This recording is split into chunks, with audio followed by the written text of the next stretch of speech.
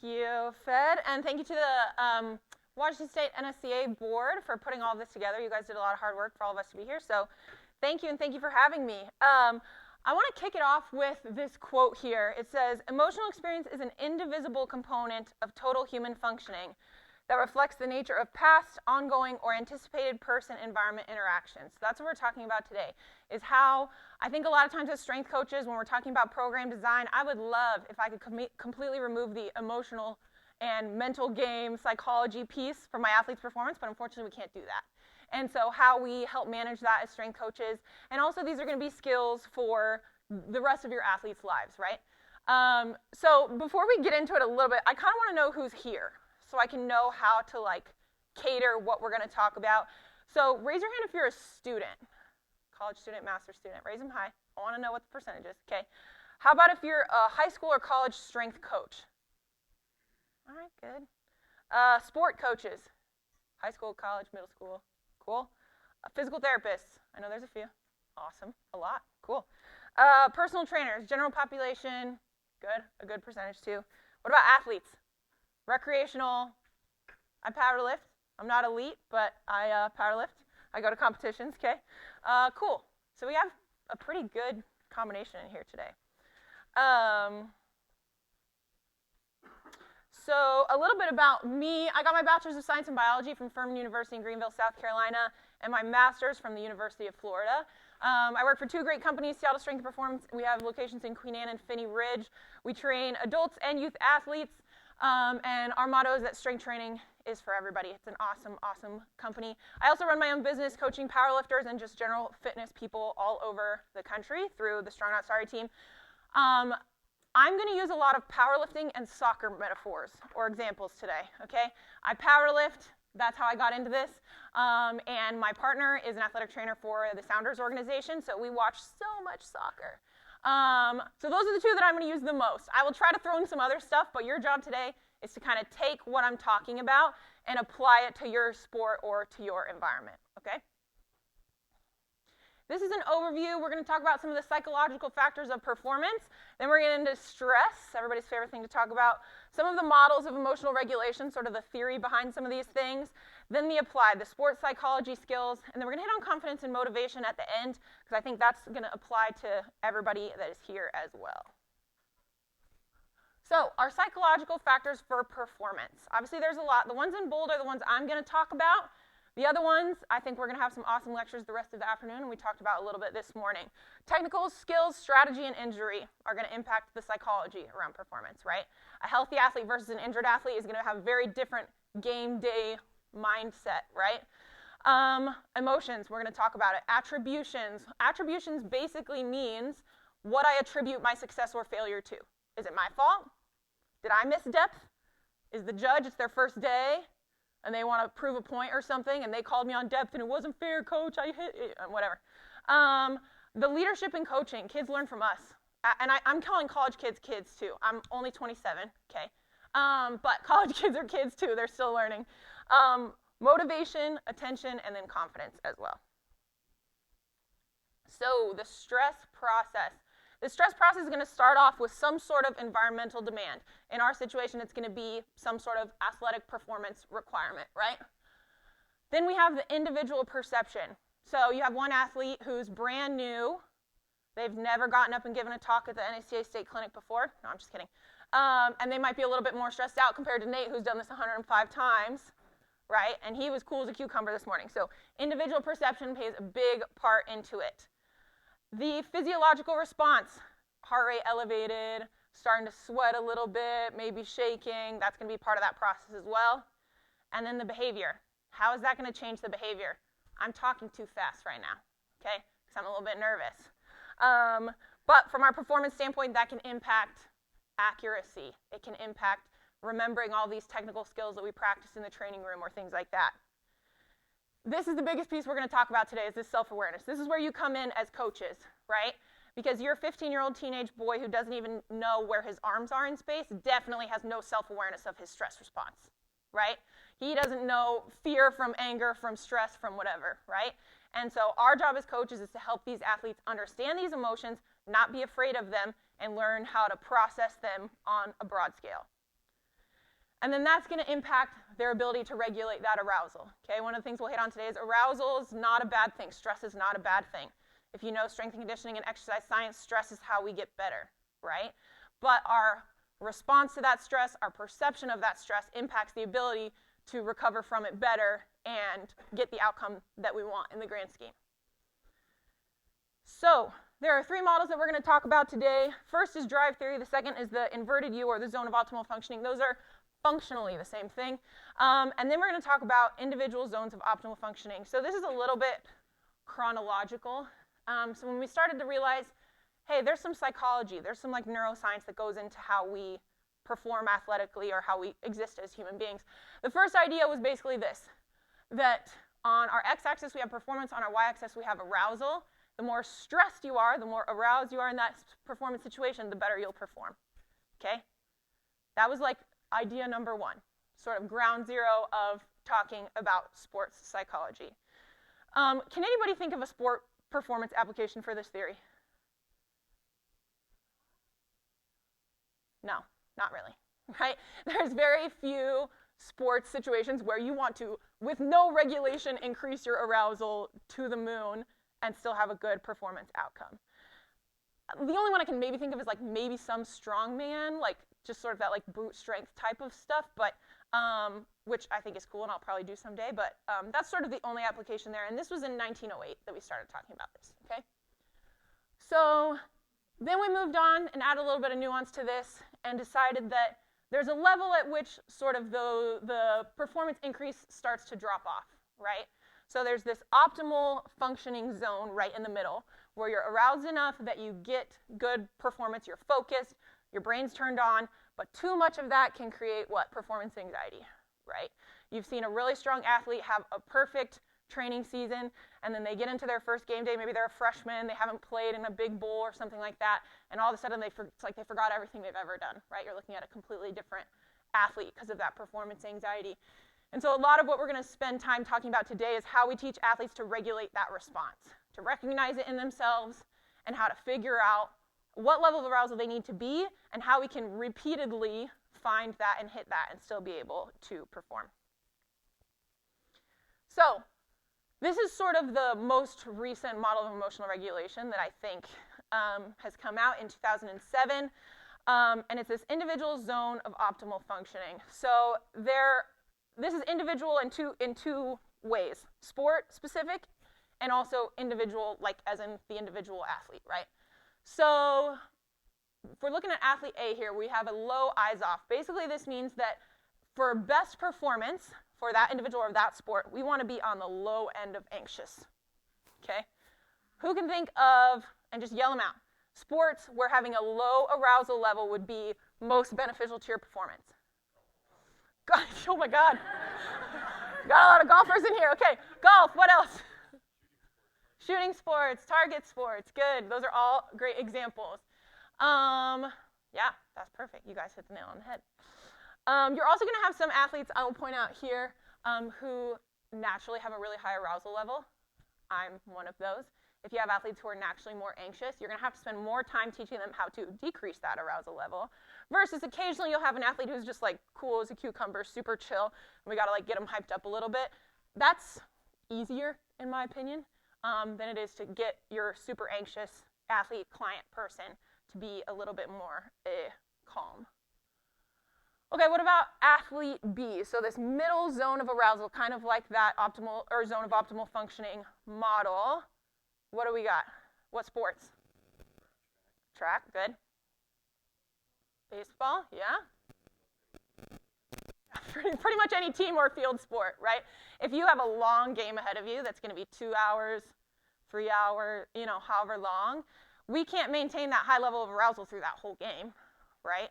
And so this is where we have to find that in zone for best performance for that sport. So we're awake, we're focused, we know what's going on, heads on a swivel, but we're not so anxious that it's causing decreases in performance, okay? And this is why we're going to spend so much time talking about emotional regulation. It's because most of our sports live in this category. And most people live in this category as well, if we take the individual piece into play. And then athlete C here, this is kind of similar to that drive theory, right? Which is that the highest level of arousal we can get is going to lead to the best performance. We already sort of talked about this. There's not a ton of really specific sport application for this one, but there are some examples. Anybody think of one? What did you say? MMA, yeah, fighting sports. What else? Throwers, shot put. I would actually put them in the middle category. You might know more than me about throwing, though. Powerlifting, depending on the athlete and depending on the lift, also. Like, I'm going to use my high zone for my third attempt deadlift, but for bench, I'm almost going to be back at athlete A, right? And it just depends on the person, too. The only one that's not in here is sprinting, or that we haven't mentioned is like sprint sports. So, now we're going to talk about our skills, right? So we've talked about sort of the different models, why it's important to have your athletes able to regulate their own arousal levels. Now we're going to talk about what exactly those skills are that we can teach them. These are skills for life also, right? The arousal that your 15-year-old experiences, that increased central nervous system activation when they have to hit a game-winning free throw in the playoffs or whatever, is the same type of central nervous system arousal as when you get in a fight with your significant other or your spouse, right? Or when you get called into your boss's office, they say, we need to talk, and you're like, oh. Right? And so learning how to regulate these emotional responses, yes, we are 100% talking about this from a sports psychology and an athletic performance standpoint, but especially if you work with young athletes, middle school, high school, college, these are going to be skills that they can carry with them for the rest of your life, or their lives. This is the changing lives stuff, right? Yes, teach kids how to squat, super important, right? Make sure that they have good unilateral strength. Make sure they can produce power for their sport. But like, how are they going to handle it when they fail? When they're like the last batter in that baseball game and they strike out with the bases loaded and you lose the game. Can that kid like mentally rebound from that experience, right? That's what got me into powerlifting in the first place, actually. I'm an oldest child, and I'm going to be a little vulnerable. I had a pathological fear of failing in front of people. And it was becoming a little bit of a problem. And so I took up the sport where you walk out onto a platform, have to squat a bunch of weight while everybody watches, right? Because it forced me to start to cope with that and have sort of mental processes for how I handle that failure in myself. It's possible. It's almost like exposure therapy, right? It's helped with my own personal anxiety so much. And like I said, I'm one of those anxious athletes, right? I spend the whole time before my lift bringing myself down, right? Focus. You're doing great. Thank you so much. That means a lot, actually. So our sports psychology skills, we're going to talk about emotional regulation, goal setting, self-talk, pre-performance routines, and mental imagery and visualization, okay? These I feel like are the most practical. They don't cost anything. They can be done via conversation, okay? I was joking with somebody before this that this is like emotional intelligence for strength coaches. I think you're all very emotionally intelligent, for the record. Okay, so emotional regulation techniques. I could probably use this right now. Number one that we're going to talk about is called progressive relaxation. Has anybody ever done this before? Yeah, if you've been to yoga, maybe. All right, so we're all going to do this. So I want you to put your pens and papers down for a second. Get into a comfy position in your seat, feet on the floor. And I'm going to explain it to you, and then we're going to do it. So what we're going to do is I'm going to say 1, 2, 3, go. And what I want you to do is squeeze every single muscle in your body. Like, create as much tension as you physically can. Scrunch your face up, squeeze your hands, curl your toes, really, really flex everything. And we're going to hold that for about 5 seconds. I'm going to count down 5, 4, 3, 2, 1. And then you're going to big exhale and relax all of it. We're going to do that 2 times through, okay? Ready? 3, 2, 1. Big squeeze, squeeze, squeeze, squeeze, squeeze. 4, 3, 2, 1. And exhale. All right, we're going to go one more time. 3, 2, 1. Squeeze even harder, even harder, even harder, even harder. 3, 2, 1. And relax.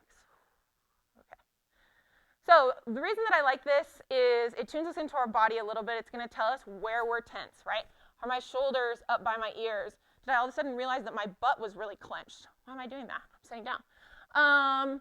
And it's just going to help increase this ability to tune into your body, kind of know where you're at, know where you're holding that tension, and increase that sort of awareness for our athletes in general. Number 2 is breath control. It sounds really basic. Kids don't know how to do this. Most adults don't know how to do this. We all train people. How many times you watch them do a set and you go, did you breathe that entire time? And their face is red and they're like, no, right? Okay? So I know it seems simple, but teaching athletes this type of stuff, PTs, I know you guys use this, right? Like you can go through the motions of a glute bridge 100 times and not get any better, but when you can tune in the pelvic floor and the breathing and the diaphragmatic control, that's where like real change happens, right? So there are two strategies here that I really like for breath control. One is called box breathing, and the other one is a 4-7-8. I learned these from my own therapist, okay? So box breathing is going to be exactly what it sounds like. We're going to do a 4-4-4-4 count today, okay? And the way that we can progress this is make those counts longer. So if you find that this 4-4-4 doesn't really do anything for you, try 5-5-5, try 6-6-6-6. So what we're going to do is we're going to inhale on a count of 4. We're going to hold on a count of 4. Exhale on a count of 4. Hold on a count of 4. When we inhale, let's go through the nose and then exhale through the mouth, okay? So we're going to inhale all together. Go 1, 2, 3, 4. Hold 1, 2, 3, 4. Exhale 1, 2, 3, 4. Hold 1, 2, 3, 4. And then you would start on that inhale again, okay? So even something like that in a performance setting, in a pre-performance routine, one can quiet your brain, right? If I'm worried about what happens if I do this, coach is going to yell at me, dad's going to be so mad, just having to count those breaths can sort of help focus and center that kid. Work this into your warm-ups. Work this into your cool downs, into your mobility. You know, this doesn't have to be a ton of time spent teaching this, but can be really impactful. The 4-7-8 is just a 4-second in, 7-second hold, 8-second exhale. And there's a lot of research that shows that that one is really, really good at decreasing that sympathetic nervous system activation and promoting parasympathetic nervous system activation. Any questions about that? Cool. Yoga meditation, kind of along the same lines, right? Like body awareness, slowing it down. Physical activity doesn't have to be about going the hardest and doing the hardest thing all the time. We talked about easy runs this morning and how important those are. I'm not going to spend a ton of time on that one.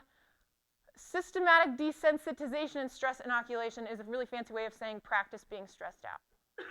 So one of the best things that I think I do for myself, and I have done with a lot of my newer powerlifters, is if they're training in a public gym space, they have to ask a stranger for a spot. Because just that having somebody watching you, just that telling this person you're going for a PR can kind of create that sort of stress environment of like eyes on me right now. And then that person has to figure out how to calm and process through that so that when we get to platform day, competition day, they know what that feels like. If all I know is how to bench when I'm super calm, chill, I've got my favorite music on, nobody's watching, I'm in my garage gym, all of a sudden you're on the platform, you don't have headphones, judges are on all sides of you, you got a billion people screaming or not, sometimes it's really quiet, that's worse for me. Our body is not going to know how to handle that situation, right? So how can we simulate that stress environment in our training? Whether if you're a sport coach, make it a game, make it a competition, put something on the line so that those kids are bought in a little bit and simulating that stress environment.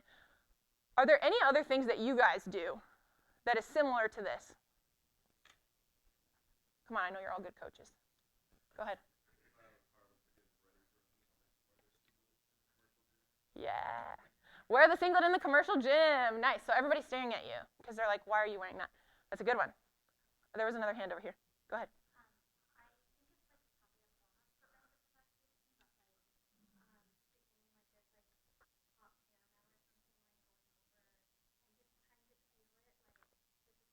Yeah. Yeah. It's almost like meditative too, I feel like. Yeah, it's great. Awesome. Then we want to talk I'm going to talk a little bit about response modulation. So this is basically, you're in a game, or you're at a meet or whatever, and you fuck something up. Sorry, am I allowed to curse? Where's Fed? He just left. Okay. You fuck something up, right? And your whole team's mad at you, or whatever. You think they're going to be mad at you. Your dad's like red in the face on the sideline or whatever. How do we help that athlete through that situation, right? We have two options. We have suppression and we have expression. And there are pros and cons to both. Suppression is, did anybody watch Ted Lasso? You guys are my people. Okay. Be like a goldfish, right? Take a deep breath, move on. We've still got 3 more innings to get through. We've still got a whole nother half to get to. You got to forget about that missed PK or whatever, right? Or expression. You watch baseball players all the time walk to the dugout and they're kicking buckets and punching walls and stuff like that. And pros and cons to each. Suppressing the emotions will be better in the moment, right? And for the rest of that game, right? It's not going to be as much of a disruption for the team, for the individual. Hopefully they can focus on the rest of the game. But the problem is, if we don't ever follow back up on those feelings in the long run, that can cause a lot of problems, right? Expression, let it out. Scream, cry, whatever, punch the, I don't know. Really disruptive, right? If you're in the middle of a soccer game, that could be a yellow card situation. That could be a fight with the other, I don't know. Bad things can happen. But in the long run, that athlete let those feelings out. We process those emotions cognitively and hopefully can move on from them in a healthy way. And so there's a little bit of a pro and con here, right? Of like, how do we coach our athletes? What is our time scenario, right? Do I have time to go have a meltdown and then still come back and bench and deadlift? I usually do, right? Or are we in the middle of a soccer game where we have to keep playing, keep performing? Baseball game, we have to keep playing, keep performing. Basketball. And then I would say if you're using this suppression technique, like, dude, forget about it. We got to keep going. Follow up with that athlete for me, okay? After the game, maybe at the next practice, just say, like, do you want to talk about what happened? You know, have that conversation. I know you were pretty upset when you missed that. Like, how are you feeling? And if they're like, yeah, I just feel like everyone hates me, well, and then you can have that conversation, right? And so making sure that if in the moment the best thing for our team and our performance is to suppress that feeling, shove it down low, that we go get it later, okay? Sleep, diet, and recovery. I think we all know this. But especially if you work with teens, I know, I was in college, I was having 2 Starbucks a day and 3 hours of sleep, and I was like, I'm doing great. I can lift, I'm going to ace this test, and I look back on that and I'm like, how did I, what? Now I get less than 8 hours and I'm a mess. But they don't really, like that prefrontal cortex is not developed, they don't really understand the long-term impacts of those types of things, okay? And how you go about this conversation is really important, right? If you go about it in a judgmental way or this, that, and whatever, a lot of times that message cannot be heard. But low blood sugar can impact our emotional regulation. Hanger is a real thing for everybody, okay? And so if we're going into practice already hangry, we're probably not going to perform well, and we're going to have a heightened emotional response to it because we're hangry, right? And that just sort of continues to create this cycle of negative emotions around training or things like that.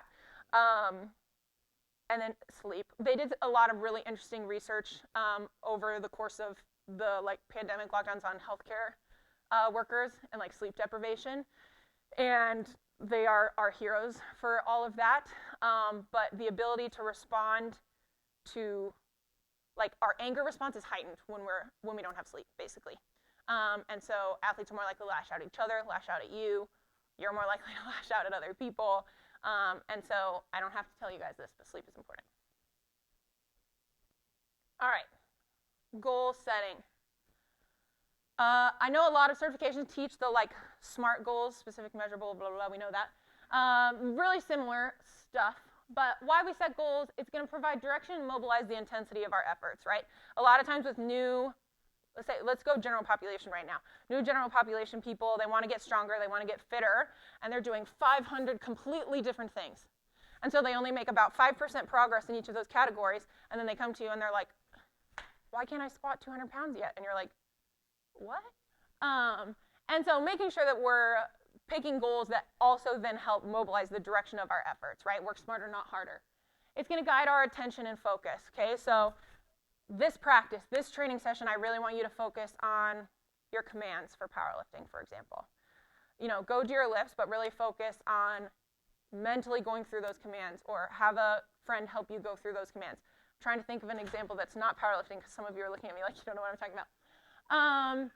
It's going to frame our skill acquisition and our practice structure, right? So as a coach, if we have goals, it's way easier for me to write a program or a practice if I know specifically what we're trying to work towards, right?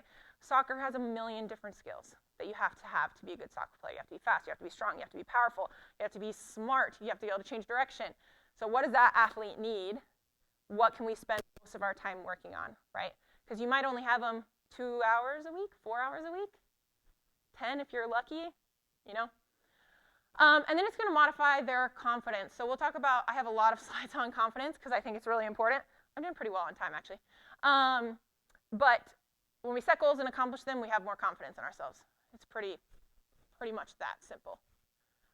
But setting good goals is important, right? Because if I set goals and I don't accomplish them, that can modify my confidence in a very different way. So effective goal setting is dependent on a few things. The goal type balance. We have process goals, performance goals, and outcome goals. Somebody give me an example of an outcome-based goal. Winning a race. Perfect. Somebody give me an example of a performance-based goal. Hitting a PR, getting a better time. Correct. Somebody give me an example of a process-based goal. Better form. What was that? Yeah, exactly. So it's kind of up there, but like, what do you think we should be setting goals? More of our goals towards? Altogether, process-based goals. Perfect. Okay. Because we want to focus on the controllables, right? And when we talk about self-efficacy here in a second, you'll see why that is so important. But especially for if you work with young athletes. Have you ever looked at like the percentage of young athletes that make it college or pro? Right? It's so small. And we all love sports. That's why we're here, right? And there is so much good and learning that can come from participating in athletics, right? And so if we spend too much time focusing on winning, making it to college, making it to pro, we lose all those other good things that can come from a sport experience, right? And then these last two things are really important as well, and I think it's a lot of times where we fall short, because we do an assessment process, right? We meet kids or whatever, and then we never set goals again, and we never check back in on them, right? And I'm going to use myself as an example. I had goals. I just competed in the beginning of October. I had goals for that meet that I had set with my coach 3 months ago. First week of my peaking block, I tweaked my back really bad. And so we had to sit down and have a talk about how my goals for that meet were going to change. And once we had that conversation, I was able to move forward better, and I still felt like my meet was a success. Even though I didn't hit the initial goals that I set out to achieve, right? I hit our second version of goals with the new added context, right? And so making sure that we're continually checking in with these goals, adapting them, modifying them if necessary. We have fat loss with clients is a great example. I could do a whole other talk on this, but I want to lose this amount of weight by this day. All of a sudden, oh, we have vacation. Oh, I'm going through this big life crisis. Oh, I lost my job. Oh, whatever. We need to have a really serious conversation about, one, whether we want to still have that goal in the first place, and two, what our timeline expectations are going to look like for that, okay? So that's what we're talking about from a evaluation and adaptation and persistence, right? Continually checking in. My online clients check in every single week. They have a form that they fill out, and they tell me exactly how they're doing, how they're feeling, what they've done well that week, how we've gotten closer to our goals. Then as far as barriers go, too many outcome or performance-based goals. We already talked about that. Probably not a great idea. Also from like a athlete trusting a coach situation, right? If you say we set out to win nationals and that's our only goal and I don't get you there, regardless of the 105 things that are out of my control, you're going to feel like I failed you as a coach. So from a customer service standpoint, for our athletes and clients, let's help them set goals that they can accomplish and feel good about themselves in, right? Failure to allow enough time, we talked about that. Goals that aren't specific enough. My kid wants to be faster. Okay. How much faster? How are we measuring that? For most youth athletes, it actually doesn't really matter. But getting to the bottom with parents of like, what are they going to see that's going to make them feel like their kid got faster, right? You may increase their 40-yard, but when it comes to changing direction in a soccer game, they're still getting beat. So they say faster, but what they really mean is like quicker, more agile, able to get around the field better. Too many goals set at once. Obviously, if we're trying to do 105 things, we're not going to do any of them particularly well. And then no evaluation process or adaptation, right? Life happens, stuff happens. Making sure we're adjusting for that is really important. Last thing on overcoming barriers, teaching athletes how to set more process-based goals, be realistic and honest about time expectations. I had a dad the other day come in, he's like, hey, my kid needs to be better at soccer. I'm like, great, cool.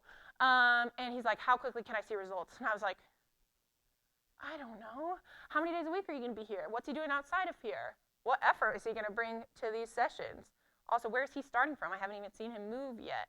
You know, and then we had a conversation, and I was able to use another client that I had trained over the summer to say, hey, this kid came to us, she trained with us 3 times a week all summer and bumped up 2 teams in her club and is now playing with kids older than her in about 3 months. So each kid is different, but generally we can see some improvements.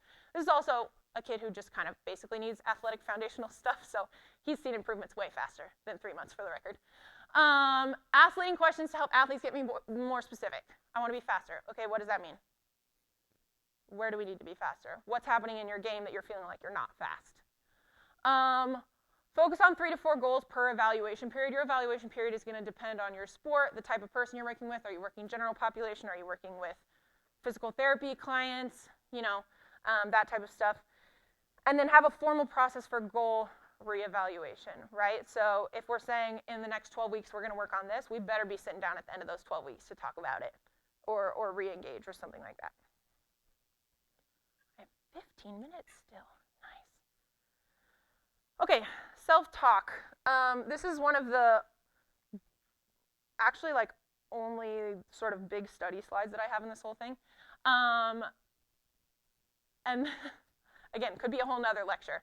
But I think we really underestimate how we talk to ourselves and how much that impacts things. So this study looked at shooting athletes on the Korean national team, a bunch of participants with a bunch of different levels of performance. So some of their best shooters and some of their worst shooters. And across the board, they found that athletes who were using positive self-talk not only were better at shooting and experiencing better outcomes, but they had more fun doing it. They were having a better time, which increases their motivation, it increases their confidence, it increases their adherence. If you work with general population people, what's half the problem? I made you the perfect plan, but you don't do it, right? And so and especially if you work with kids, the way that you talk to yourself, I'm gonna attack some of you a little bit here. The way that you talk to yourself, if you're a parent, you work with young kids, they hear that, right? And they think that that's how they're supposed to talk to themselves. And the way that you talk to them, the way that you provide feedback, that's going to start to create those voices in their head that are going to carry with them for the rest of their lives. We're going to talk a little bit about internal and external motivation and how to provide feedback in a positive way here in a second. But I think the biggest thing on here is that they had more fun, they were more interested, and they were better at doing the thing that they were supposed to do. I think a lot of times we think if we're nice to ourselves, that we're going to get lazy or sloppy, and it's actually really not true at all.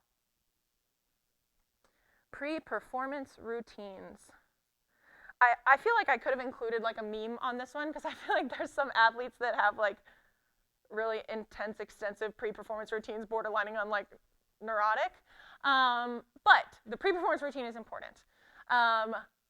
Making it as consistent as possible. And I'm not saying you have to tie your shoes in this exact right way, but like the order with which you do things matters. The individual components of the pre-performance routine matter. Pre-performance routine, it doesn't have to be a meditation, all this stuff. What are you eating before a game? How are you hydrating? Are you having electrolytes? Are you not having electrolytes? Even those little things can cue to our brains like, hey, we're getting ready for game day. You know, if I'm having my Uncrustable, that means I'm about to compete, right? That's my thing, right?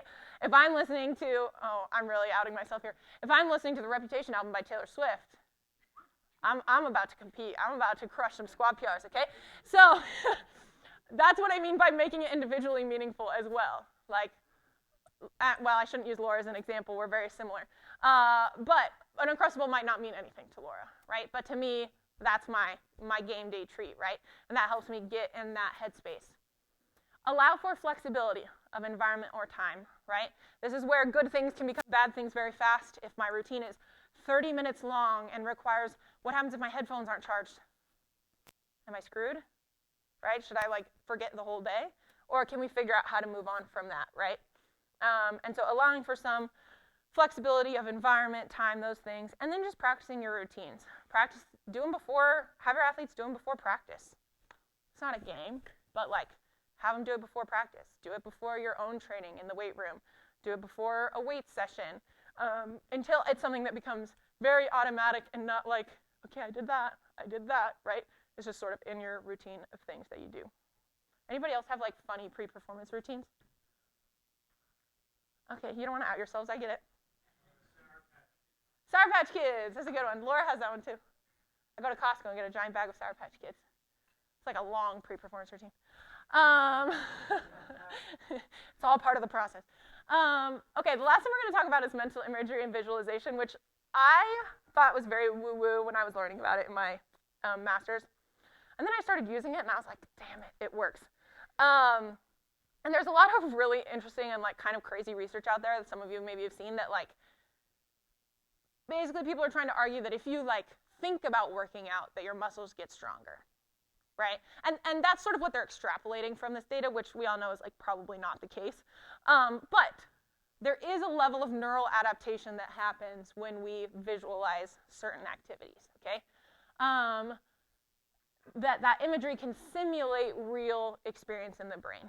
Emphasis on like simulate, right? But the importance is how we do this, right? If I close my eyes for 2 seconds and like it's on 6-time fast forward, think about my meet day, that really is not going to do much for me, right? The vividness and the specificity of the mental imagery really, really matters. So for example, if I'm taking a set piece, like a free kick, right, in soccer, and you see them and they walk back and the ball's right there and they like close their eyes for a second, a lot of times that's what they're doing. They're picturing that run up. They're picturing the kick exactly where it's going to hit on their foot, exactly how that ball is going to arc, and exactly where it's going to hit in the goal, right? Things that are important to this are using as many senses as possible. Obviously, if you're working with like pro athletes, you probably have a lot more resources available to you where you can have crowd noise and be in the stadium and feel the football and do all of these things. But the more you can use the different senses, the better, right? Touch, smell, sound, feel. Use real time or competition timing. Like I said, if I'm going times 15 speed, that doesn't really get the same effect as if I really think about in real time each step, and from a first person perspective, the platform or bar is loaded for Natalie Ribble. I walk out, I get under the bar, I do the weird little foot swivel thing that I don't know why I started doing.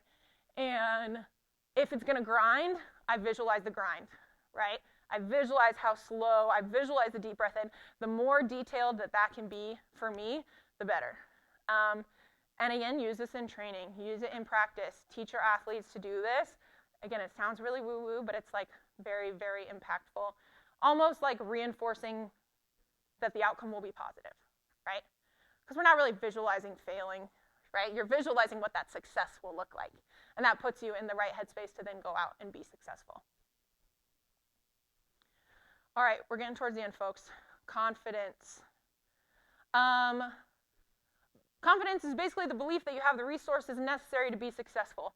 On a more individual point of view, self-efficacy is a lot of times what I think we're really talking about when we talk about confidence. Because self-efficacy is my belief that I have the resources necessary to do the thing that I need to do, right? I have faith that I've given lectures before. I know this material. I've trained a lot of folks over the years, and I know in myself that I can come out here and do this. The lights could turn off. You know, like crazy stuff can happen, but self-efficacy is the belief that I will be okay. I have what I need to be successful. Outcome expectations play a big, big, big part in this. If you work with general population folks, you've met the person, I've tried everything. Nothing works. That attitude, they're not going to think what you're giving them is going to work either, right? Because if their belief is already that I'm going to fail at this because I don't have the resources necessary to be successful, you have a little bit of an uphill battle to convince them otherwise. Versus, I know generally things go well, right? I've prepared, I'm a smart person, I've been in other stressful situations before, and I sort of have, this is going back to that self-awareness. I have the self-awareness that I have been successful more times than not in things that have scared me or that I've done before, right? There's a lot of dimensions of confidence. The difficulty of the task, right? I know I can change a tire. I don't think I can change a tire on an 18-wheeler, right? So even though it's the same task, the level of the difficulty is very different. The strength of the beliefs, right? So if we're talking about somebody who just thinks everything goes poorly for them all the time, are we teetering the line of that? Or are we like deep down 20 years into every fitness professional's always failed me and like nothing ever works, And then also the generality, right? The tire example. I know how to change a tire. That doesn't mean I can change a tire on an 18-wheeler, but if I drive a Honda, I can probably change a tire on a Kia, right? So how much does that apply to the different tasks that I have to do? And our sources of self-efficacy, they can be behavioral, cognitive, social, affective. What has happened to me in the past? Have I been successful in the past? Whose fault was it if I was successful or not? Was it my own reason that I was unsuccessful, or was it somebody else's fault? Verbal persuasion, support networks. Do the people around me believe in me, right? Do they want me to succeed? Do they think I can succeed? And then the affective is the arousal piece, the stress, the emotions, those types of things. So how do we train this, right? Because that's what we do, we train people. Systematic and persistent training. Practice the thing that you have to do on game day. I know that's like a very simple way of saying it, but the more reps that we can get the reps in, and you'll be way, way, way more confident. Your athlete will be more confident. Goal setting, like I talked about. If I go out and set a goal and accomplish it and continue to do that over and over, my belief in my ability to be successful when I set goals is way higher than if I set 100 goals, 75 of which are unreachable, and I fail at 75. All of a sudden, my belief in myself and my ability to accomplish goals goes way down, even if it was the goal-setting process that was the problem. Simulation training. That's the same thing as the, like, exposing yourself to stress, right? Wearing the singlet to the general performance gym. Self-talk, mental imagery, all of these things that we already talked about and that you now know how to do. And then emphasis on controllable features, right?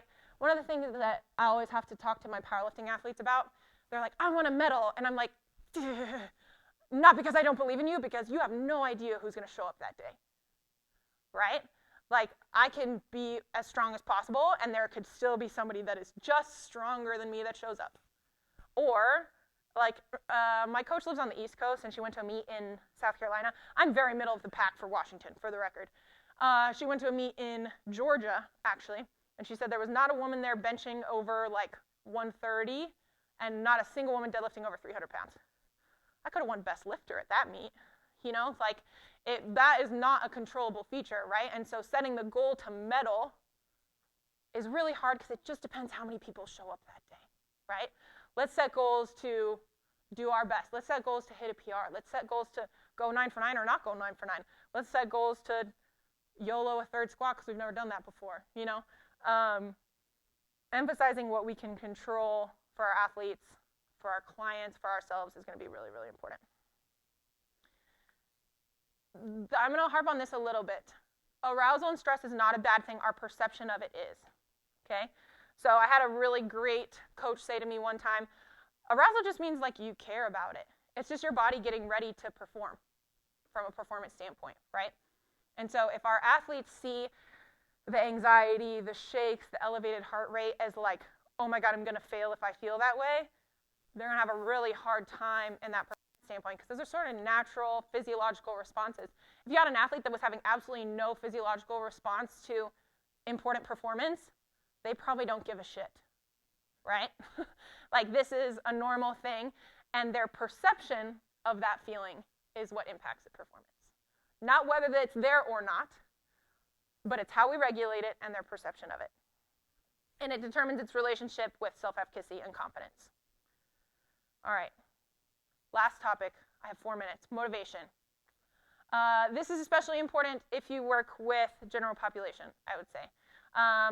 Athletes tend to be motivated. I don't know, I have some middle schoolers who their parents make them come and they don't care, so this applies. But here's the thing we need to understand. People are motivated to fulfill 3 needs: autonomy, competency, and relatedness, okay? They want to feel independent, they want to feel like they know what they're doing, and they want to feel like they're in community, like they have support, right? So motivation can impact activity selection, continued involvement. I might do 1 week, and then the motivation goes away, and then I don't continue. The effort, and then also the performance quality, right? If I don't care, I'm not motivated, I'm probably not going to give it my all. So how do we increase motivation in our athletes, in our clients? We talk about internal and external motivation, right? So internal motivation is I want to be better, I want to be good, you know, I want to become this thing. External motivation usually is my parents want me to do this, people are going to be mad at me if I don't, or like some sort of social pressure type of thing. I want to win money. I want to win an award. I want people to think I'm pretty, those types of things. So, and that internal motivation is really important, right? That's how we get athletes to continue to participate. This is how we get them to mentally bounce back when they face setbacks. So how do we increase that? Athlete autonomy. I work with teenagers in a strength setting, and I used to run it like a class. Workouts written on the board. Everybody follow my exact move on every warm-up. We're all going to do this all together. And I switched to having programs, basically. So now I program for them on a piece of paper. They come in, they find their name, they pick up their clipboard. They go through their exercises. They write in the little sheet what weights they did that day. Wow. My program doubled in size and in like consistency of athletes and how much they were showing up, the effort they were putting in when they showed up, right? Because those kids don't want to be babied. They don't want to be treated like a little kid. So just giving them that little bit of more autonomy really impacted the impact of my program. Intergroup competition, not intra, inter. So friendlies, scrimmages, that type of stuff. Feedback emphasizing successful effort, and it has to be genuine. Don't say, oh, but you tried. Kids see through that stuff, right? I always tell our coaches that I work with that we want to applaud effort, not like the outcome, basically. So like, you worked really hard today. You've been really focused lately. Those types of compliments go a long way for increasing internal motivation versus, you're really strong. Then this other kid's like, but I'm never going to be as strong as him, so will I never get that type of feedback, right? And then task-oriented and cooperative environments. So have kids pick up after themselves, have some kid lead some other kid through a warm-up. They want to feel like they're participating and like they're a part of something. Things that decrease internal motivation. Rewards that are contingent on outcomes. If the only goal is winning, we've talked about this quite a lot. Too much focus on winning. Feedback focused on failed efforts. So we always want to like sandwich. That's what I use for people. Positive, constructive feedback, end on a positive. Hey, I saw that you tried really hard in practice today. Next time on your sprints, let's focus on this. Thank you for helping clean up after practice, right? Positive, feedback, positive. Controlling coaches and parents. I know, the worst part about working with kids is parents. Sorry. But how we can have those conversations with parents can be really impactful on like the kids, because I know we see it, right? You've got like hover mom, hover dad who's running drills at home after whatever, stuff like that, can really decrease a kid's enjoyment in sport. And then too much focus on professional or scholarships. We talked about this. It's just so out of our control, and there's such a small percentage of kids that are going to make it there. And so we don't want to spend too much time on that. Key takeaways, last slide. Emotions are inextricable from sports performance. As much as it's inconvenient, it's something we have to be thinking about. How you speak and provide feedback to your athletes and your clients really matters. It really, really, really matters. Perception of stress and arousal is critical. Okay? It's not a bad thing, but if you think it's a bad thing, it can turn into a bad thing. Determine the arousal level most ideal for your sport and your athletes. Okay? So figure out what that looks like for them and learn and teach them how to get there. And then talk to your athletes about this stuff. Even breathing. They don't know. They have no idea. And the old school way has been very like, no feelings, work hard, don't be a sissy, blah, blah, blah, right? But we just know that that doesn't work. And if we want kids to continue to participate in sport, to continue to have a healthy relationship with sport and exercise, I know, for the rest of their lives, this is really important. I'm done. Thank you.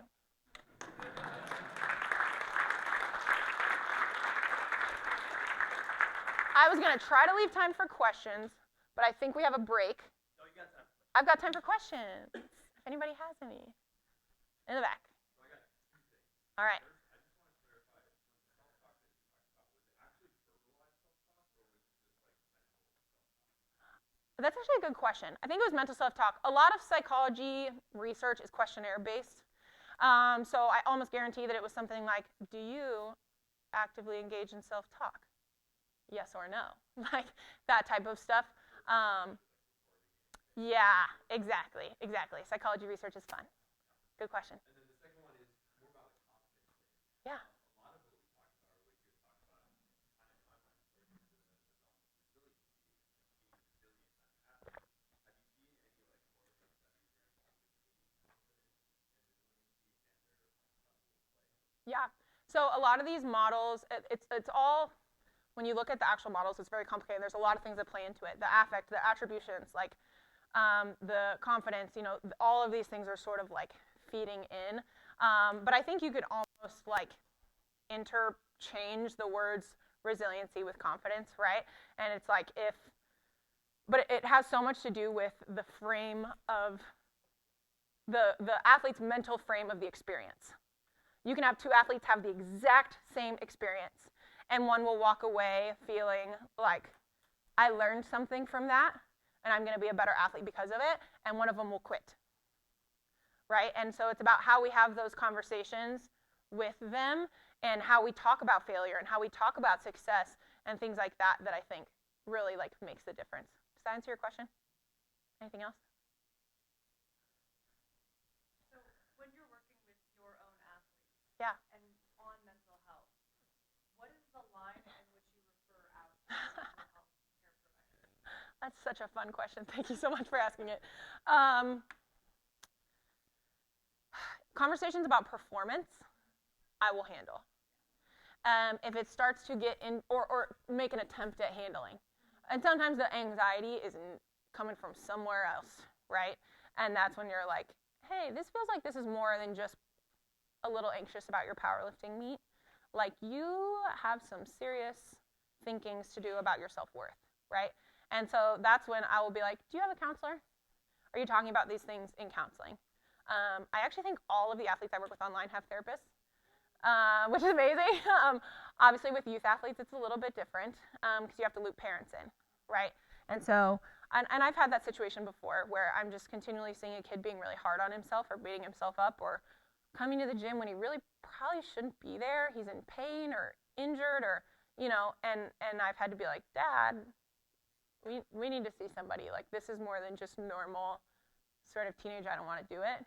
Um, it's a tough line for sure. But I think to answer your question, when it starts to get into like outside of life things, or like as soon as they're like, oh, well, growing up, I'm like, oh boy, uh, that is like definitely outside of my scope. Good question.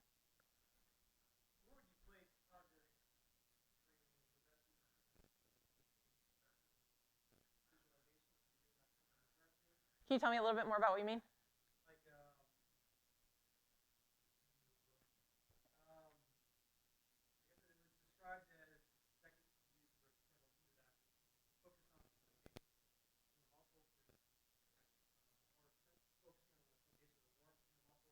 Mm-hmm.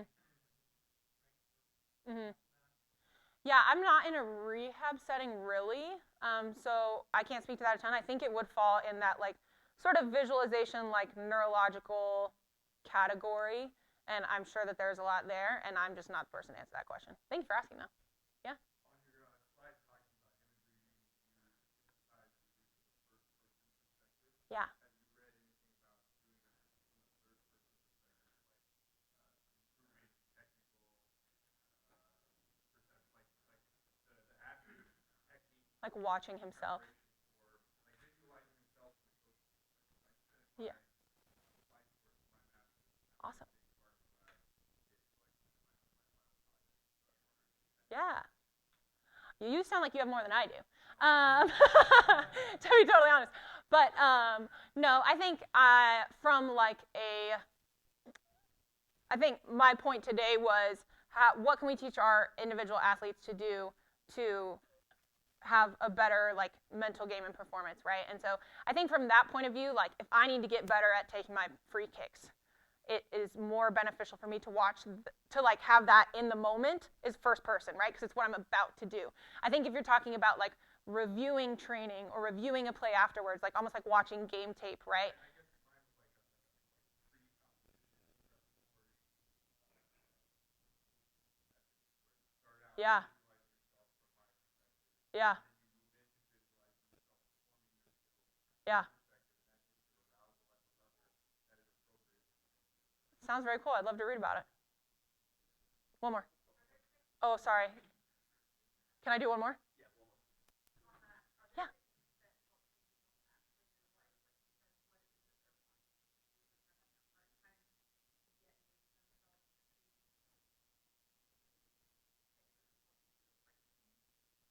Are you talking about from like a technique standpoint or from like a behavior standpoint? So like I have one of those things that like I think pretty soon people said like they don't think about Yeah. about Yeah. if someone has to fear something, they might have a harder time explaining Yeah. so like is there a technique or some kind of way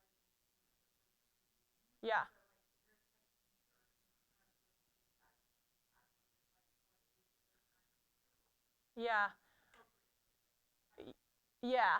I think the difference between like the don't think about a blue panda bear, now you're all thinking about a blue panda bear, and visualization is like the blue panda bear is sort of like an unconscious thought, and visualization is like a very conscious practice, right? Of like I'm going to sit down, take some deep breaths, maybe do some of my progressive relaxation, and then I'm almost going to tell an active story in my head, maybe say it out loud, like, and that is a skill that can be trained, right? And so I think the practice of it's almost like watching a movie in your head. As long as we can frame it and like coach it the right way, can help combat some of those like all I do is think about failure or what it's going to look like when I fail that squat. So, yeah, awesome. Well, thank you guys so much. Sorry I cut into the time a little bit. We'll make it better for you. So, because we want to serve the second time, but Thank you. want to get the stuff away. Which one would you rather choose? This one or this one? Thank you.